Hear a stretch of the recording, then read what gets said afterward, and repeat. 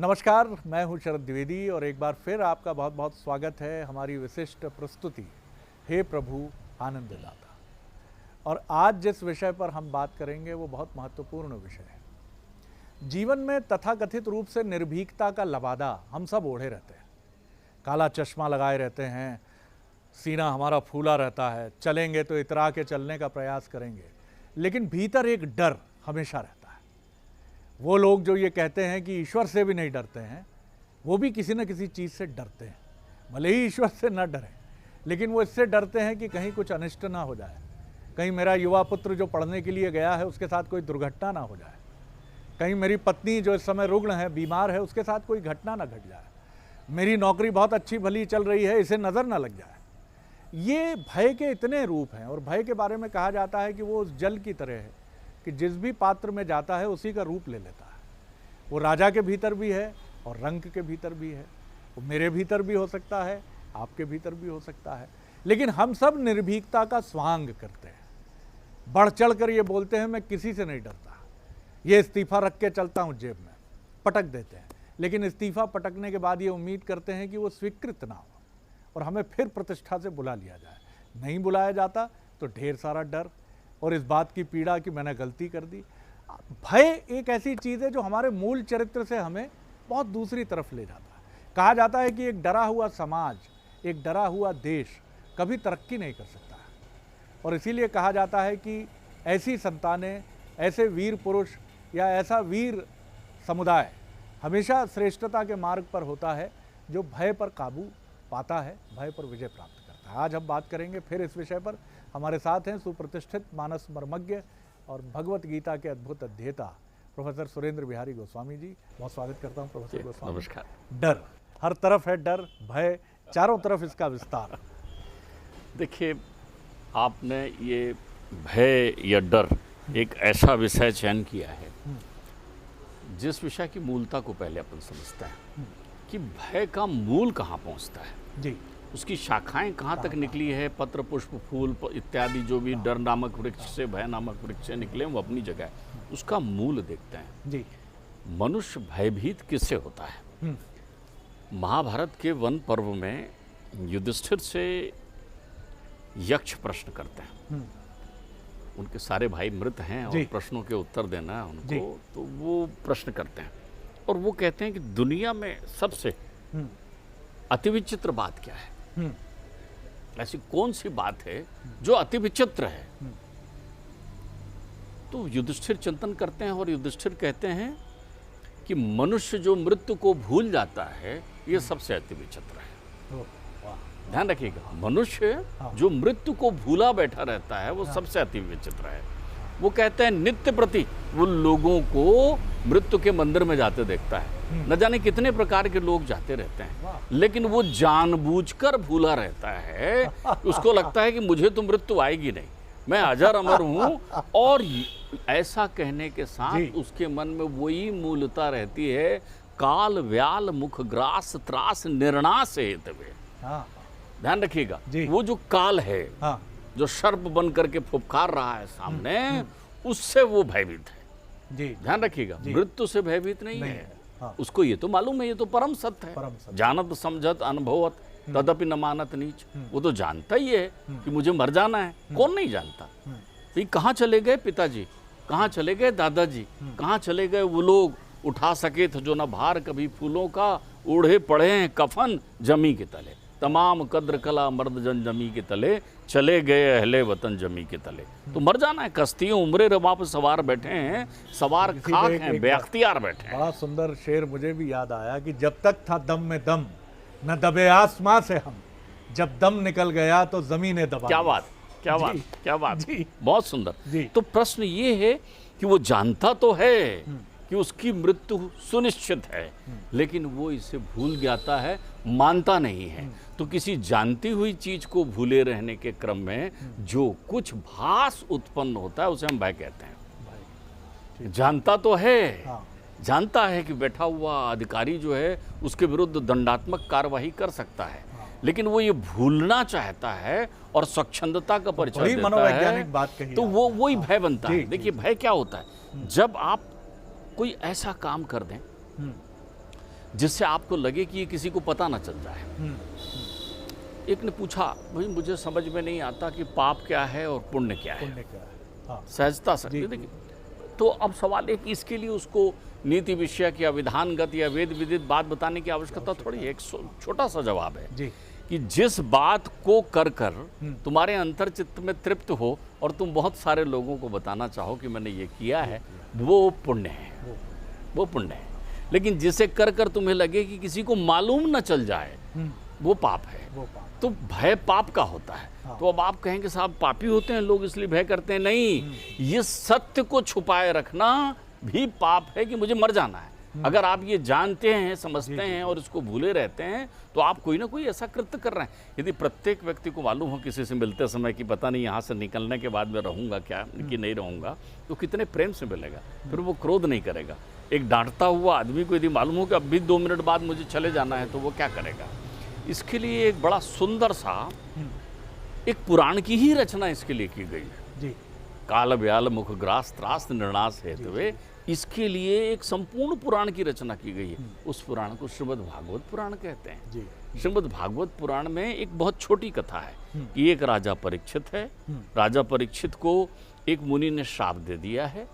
श्राप दे दिया है, उनने ये कहा है कि तुम जो है 7 दिन में मर जाओगे और सर्प आएगा काटने के लिए और तुम मर जाओगे। अच्छा, फिर वो क्या करते हैं परीक्षित जी, बोले परीक्षित जी से फिर परीक्षित जी से मिलने के लिए सुखदेव जी आते हैं, व्यास जी के पुत्र। वो उनको श्रीमद् भागवत पुराण सुनाते हैं। अच्छा, सुना दिया। फिर परीक्षित जी क्या नहीं मरते हैं? नहीं, परीक्षित जी पक्का मरते हैं। क्या सांप के काटने से नहीं मरते? नहीं, सांप के काटने से ही मरते हैं। हाँ। तो फिर परीक्षित जी को फायदा क्या हुआ? हाँ। क्यों परीक्षित जी ने श्रीमद् भागवत पुराण सुना? तो वो आप ध्यान रखिए, वो परीक्षित जी हैं। कौन है वो परीक्षित? प्रत्येक व्यक्ति जो भयाक्रांत व्यक्ति, इस तथ्य की ओर संसार के सब लोग भयभीत होते हैं। मैं जो आज ये प्रसंग बता रहा हूँ द्विवेदी जी, ये जिसके आत्मचिंतन में बस गया वो भय मुक्त हो गया। अब आप समझिए, देखिए प्रत्येक व्यक्ति जो जीवन में घूमता है, फिरता है, भ्रमण करता है, मिलता है, जुलता है, धन कमाता है, वो जब भ्रमण करके रात्रि में आता है तो उससे पूछो कि तुमने कितनी बार सांस ली। उससे पूछो कि तुमने कितनी बार सांस ली। अभी तो कोविड-19 में समस्या आ गई थी सांस लेने की, और सांस पर ही वो आक्रमण करता है। तो सांसों का महत्व तो हमें इस बीच में और समझ में आया। तो आप किसी व्यक्ति से पूछो कि भाई तुम सांस तुम कब लेते हो, तो व्यक्ति का उत्तर क्या होगा? व्यक्ति का उत्तर होगा, सांस मैं कब लेता हूँ ये कैसे बताऊँ, सांस तो मेरी चलती ही रहती है। इसका मतलब तुम नहीं लेते हो। सांस तुम नहीं लेते हो। तो सांस लेता कौन है? कोई और लेता है। अच्छा, तो सांस के कारण ही तुम जीवित हो ना? बोले हाँ। तो क्या तुम अपनी इच्छा से जीवित हो? तो आप कहेंगे नहीं, मैं पर इच्छा से जीवित हूँ। इसलिए प्रत्येक व्यक्ति परीक्षित है। अच्छा, परीक्षित का ये अर्थ है, प्रत्येक व्यक्ति परीक्षित है। अब कोई आपसे पूछने आए और कहे कि भैया तुम कितने दिन जियोगे, कोई बता सकता है क्या? द्विवेदी जी, बहुत सुंदर गणित है। तुरंत कह दीजिए कि भैया तुम 7 दिन जियोगे। वो बोलेगा 7 दिन? बोले हाँ, 7 दिन में आप मर जाओगे। किसी से भी कह दो, अरे भाई सप्ताह में 7 दिन है, कोई सोमवार को जाएगा, कोई मंगलवार को, कोई बुधवार को, कोई गुरुवार को, इसके अलावा कौन से दिन से जाओगे आप? तो प्रत्येक परीक्षित 7 दिनों में चला जाएगा। लेकिन प्राप्त के अप्राप्त होने पर और अप्राप्त के प्राप्त होकर खो ना जाने की जो अंतर चिंतन में वेदना होती है, उस वेदना से भय उत्पन्न होता है। मृत्यु एक शाश्वत है, जीवन का अंग है। वो तुम्हारी वो प्रेयसी है जो नित्य नित्य कर रही है, नित्य नित्य कर रही है, तुम्हारे आसपास है। जैसे ही तुमने जन्म लिया उसके पहले सुनिश्चित हो गई थी वो मृत्यु। तो तुम जो है काल व्याल मुख ग्रास त्रास, उसका जो भय है वो भय अलग अलग स्वरूपों में आता है। पुत्र की तरफ देखते हैं तो आप देखते हैं ये कमाने लगा, अब इसकी बहू आ जाती, अचानक आपके दिमाग में कहीं से बहू आते तक मैं रहूँगा कि नहीं रहूँगा। अरे भाई, आप कल रहेंगे कि नहीं रहेंगे इसकी कोई भी आपके पास प्रत्याभूति नहीं है। बाबा कहते हैं तुलसी विलंबन कीजिए और भज लीजिए रघुवीर, और तन तरकस से जात है श्वास शरीर को तीर। परमेश्वर का नित्य सुमरण या चिंतन का उद्देश्य क्या है जी? उस उद्देश्य से आपको अपने घर का ठिकाना याद रहता है और आपको मालूम रहता है कि वो मेरे साथ है। देखिए, सबको यदि मालूम हो कि उनके पास एक सुरक्षा कवच है तो सभी व्यक्ति निर्भय हो जाएंगे। लेकिन सब भूले रहते हैं, जैसे मृत्यु शाश्वत है वैसे परमात्मा का वो सुरक्षा कवच भी शाश्वत है। कुछ लोग ये भी दलील देते हैं जो कुतर्क भी प्रतीत हो सकती है कि अगर मैं हमेशा ये ध्यान रखूं कि जो भी मुझे प्राप्य है, जो भी मेरे पास है, ये तेरे महल चौबारे यहीं रह जाएंगे प्यारे, सजन रे झूठ मत बोलो खुदा के पास जाना है।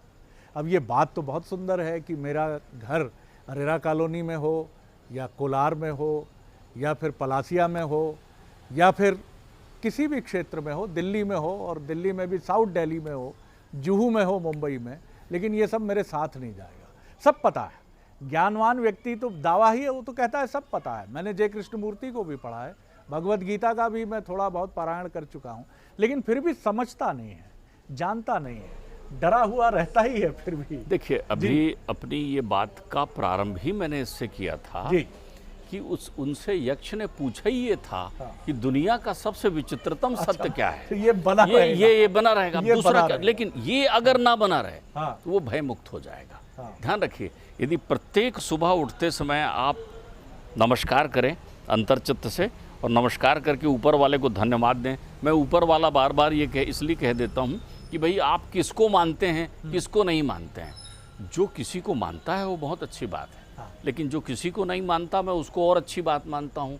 अपने आप को मानता है कि नहीं? यदि अपने आप को मानते हो तो परमात्मा को मानते हो, क्योंकि परमात्मा तो कहते ही कि मैं, तुम जो हो वही मैं हूँ, सो हम को हम। कौन हूँ मैं? जो तुम हो वही मैं हूँ, ईश्वर अंश जीव अविनाशी। तो आप ये कहिए कि धन्यवाद दीजिए कि आज मुझे सुखद नींद मिल गई और मेरी रात बीत गई। अब मैं अपने आप को आपके हवाले करता हूँ। किसको? मृत्यु के देवता को। ये चरण रखा और आपके हवाले करता हूँ। अब आपको जो मर्जी हो वो कर लेना और मैं रहा अपने आराम से। देखिए, एक बात ध्यान रखिए, एक सुंदर प्रसंग आपको बताऊं मैं कि महाभारत का प्रसंग है। महाभारत के समय हुआ ये कि कौरवों की सभा में द्रौपदी की लाज जा रही थी। सभा कौरवों की थी और द्रौपदी की लाज जा रही थी। तो शासन साड़ी खींच रहा था और द्रौपदी जो है वो अपने छत्राणी तो थी ही, अपना जितना बल था वो लगाते जा रही थी। साथ में देखिए, अभी भय है, भय छूटा नहीं है, अभी भय है। तो जब तक आपके पास आपका बल रहेगा तब तक भय रहेगा, और जब आप अपने बल से भी मुक्त हो जाएंगे तो निर्भय हो जाएंगे। इस तथ्य को समझिए आप। डॉक्टर के पास जाएंगे, दिखाएंगे, इलाज कराएंगे, बाबा जी को ये चाहे जो धन लग जाए, इसको देखिए, उसको देखिए, तन बल देंगे, धन बल देंगे। हमारे यहाँ तो उस हाथी का किस्सा है कि वो हाथी के साथ जब मगरमच्छ ने उसके पैर पकड़ लिए हाथी के गज के, और विशाल हाथी, इतना उस कहते हैं उसके पास 10,000 हाथियों का बल था और इतनी चतुरंगिनी सेना थी उसके पास हाथियों की, सब थे। अब एक मगरमच्छ ने पैर पकड़ा, हाथी ने कहा ये मगरमच्छ जल में अभी छुड़ाता। हाथी ने पहले अपना बल लगाया। देखिए, भय कहाँ खत्म होता है? अपना बल लगाया पूरी ताकत से। जब उसका बल रह गया, कमज़ोर पड़ने लगा, अर्थात जब पैसे खर्च हो गए, अब नहीं बचे, तो रिश्तेदार नातेदारों को ढूंढते हैं, आओ भाई तुम देखो, तुम जरा बताओ, वो करो। तो अब रिश्तेदार, नातेदार, पत्नी, बच्चे, सारे लोगों ने मिल के उसको खींचना शुरू किया। लगाओ ताकत, तो खूब ताकत लगाया, खूब रस्सा कस्सी हो रही है। अब वो हाथी पूरी ताकत लगा रहा है, लेकिन ग्राह से मुक्त नहीं हो पा रहा है। ध्यान रखिएगा, ग्राह ही मृत्यु है। सबसे पहले पैर पकड़ती है, उठने में दिक्कत है, जरा पैर ये हो रहा है। तात्पर्य वो अपना भी आध्यात्मिक मीमांसा से हटकर भय को पकड़ें। तो अभी तक हाथी के पास भय के विरुद्ध बल था, तन बल था, जनबल था, धन बल था। तो जब सारे बल वहाँ खत्म हो जाते हैं और मालूम चले वेंटिलेशन में पहुँच गया है आदमी, तो अब रोज खर्चे और बिल बन रहे हैं और सारी प्रकार की प्रक्रियाएं, थक गए हैं, आप वहाँ पर खड़े हो गए। तब एक दिन ऐसा आता है, एक एक करके सब जो हैं जाने लगते हैं छोड़कर आपको, और घर के लोग डॉक्टर से कहते हैं ऐसी पीड़ा तो देखी नहीं जाती, इससे अच्छा तो भगवान इनको उठा ले। अब देखिए, जब इस व्यवस्था में आता है, जब सारे बल से मुक्त हो जाता है, तो समर्पित प्रक्रिया में हो जाता है। अब उसको काल का भय नहीं है, अब उसके अंतर्चित्त में धन का बल नहीं है, अभिमान चला गया। अहम कृत्य तो अहम मानम महाकृष्णा आहि दंशिता। वो अभिमान ने दस रखा था उसको कि मैं करतार हूँ, मैं करने वाला हूँ, मैं ये कर दूंगा, मैं वो कर दूंगा।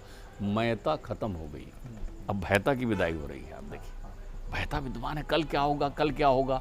लेकिन हम तो बोलने ही जा रहे हैं कि कल बोलने जा रहे हैं कि वेंटिलेटर हटा लीजिए साहब, अब जाने दीजिए। भयता भी खत्म हो गई अब वहाँ पर। भय जिससे था उससे खत्म।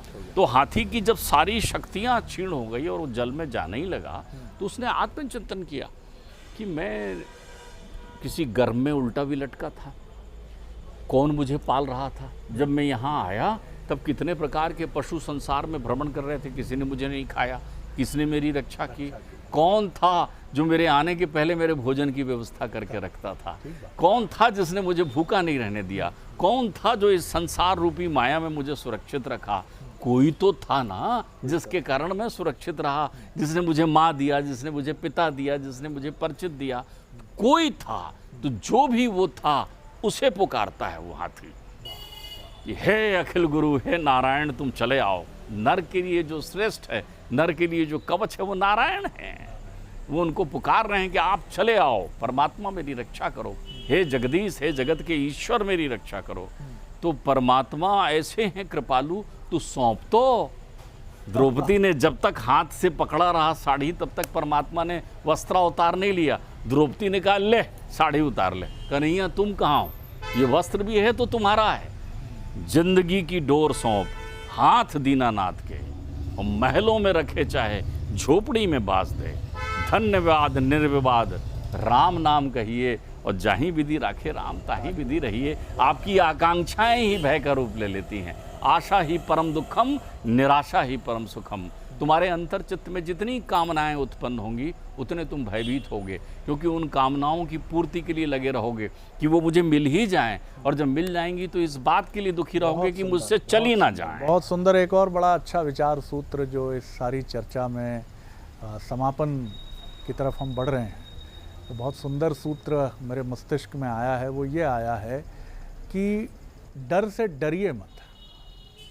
डर एक सूत्र है जो मुक्ति की तरफ ले जाता है। जब तक भय है, जब तक डर है, तब तक हमारा चेहरा पीला पड़ा हुआ है। हम देख तो रहे हैं कि निर्भीक हैं, लेकिन अंदर से बहुत डरे हुए हैं, क्योंकि हमें मालूम है कि किसी भी क्षण कुछ ऐसा है जिसको हम चाहते नहीं हैं कि घटे, वो घट सकता है। और यही वजह है जो बहुत सुंदर सूत्र गोस्वामी जी ने हमें दिए। तो डर का स्वीकार, पहले तो ये मानिए कि भय है, जिसको हम बार बार कहते हैं कि अर्जुन ने भी ये माना कि मैं डरा हुआ हूँ। क्या उस युद्ध भूमि में कोई ऐसा योद्धा था जो डरा हुआ ना हो? लेकिन कहने वाला सिर्फ अर्जुन था। और जैसा आप जब तक बीमारी लेकर चिकित्सक के पास नहीं जाते, तब तक आप छिपाए रहते हैं। जब मरणासन्न हो जाते हैं तो घर वाले ज़बरदस्ती ले जाते हैं। अगर आप पहले चले जाते हैं चिकित्सक के पास तो आप पहले स्वस्थ हो जाते हैं। लोग, चिकित्सक भी हंस के कहता है बहुत आरंभिक अवस्था में चले आए मेरे पास आप।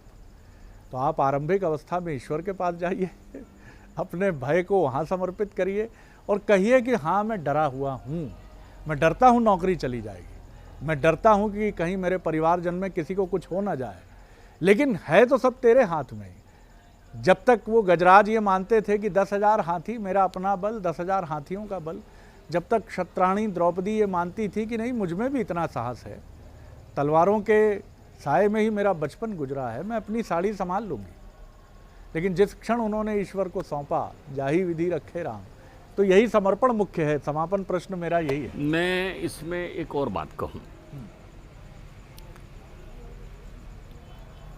जिसका अस्तित्व होता है, जिसका अस्तित्व होता है वो भगवान है, और जिसका अस्तित्व नहीं होता वो भय है। दूर कहीं सड़क के किनारे बहुत दूर आपको एक सांप पड़ा हुआ दिख रहा है, बड़ी रस्सी है, बड़ी रस्सी है, लेकिन आपको भेद हो गया कि ये सांप है, तो आप उससे भयभीत होते रहेंगे।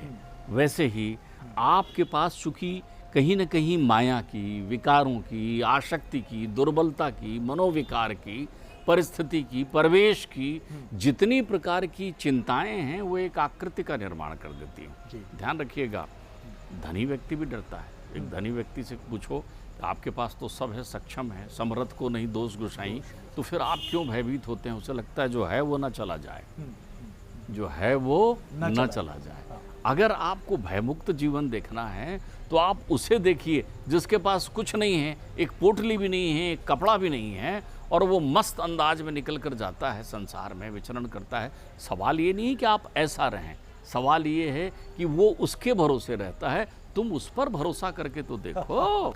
बहुत सुंदर बात है। और इसी पर एक वास्तविक दृष्टांत जिसका मैं साक्षी रहा हूँ, एक कार्यक्रम में कुछ वर्ष पहले जाने का मौका मिला।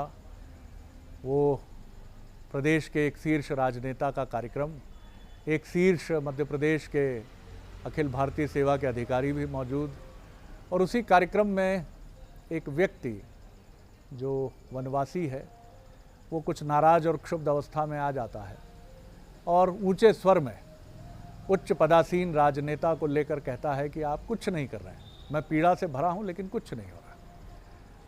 वो अधिकारी कुपित हो जाते हैं, उन्हें लगता है कि सारी व्यवस्था जो यहाँ बनाई गई है उसमें ये व्यवधान उपस्थित करने कहाँ से आ टपका। वो जोर से उसको पीछे ढकेलते हैं, लेकिन राजनेता सदाशयी हैं। वो कहते हैं नहीं नहीं आने दीजिए, इसकी बात तो सुने। वो एक नामांतरण का प्रकरण था। पिता की मृत्यु के बाद भूमि का पट्टा माता के नाम नामांतरित नहीं हो रहा था। उच्च पदासीन राजनेता ने आश्वस्त किया ऐसा हो जाएगा, और वो वनवासी व्यक्ति बहुत प्रसन्न चित्त भाव से किसी की तरफ नहीं देखता है, और थोड़ी देर पहले जो प्रदेश के श्रेष्ठ राजनेता को कोस रहा था वो जिंदाबाद करके चला जाता है। और कार्यक्रम में मौजूद हम जैसे जो पत्रकार थे, चौथे स्तंभ के प्रहरी, हमने कहा यहाँ राजा दो ही हैं, उच्च पदासीन राजनेता और दूसरा वो वनवासी, बाकी सब सेवक हैं, सब हाथ बांधे खड़े हैं, सब देख रहे हैं। तो ईश्वर और भक्त का रिश्ता भी, संबंध भी कुछ इसी प्रकार का है। बहुत धन्यवाद करता हूँ मैं आपको, बहुत बहुत धन्यवाद, और ये क्रम आगे बना रहेगा। और मुझे भी अब अनुमति दीजिए, फिर एक नए विषय के साथ आपसे मिलेंगे। हे प्रभु आनंद दाता। नमस्कार।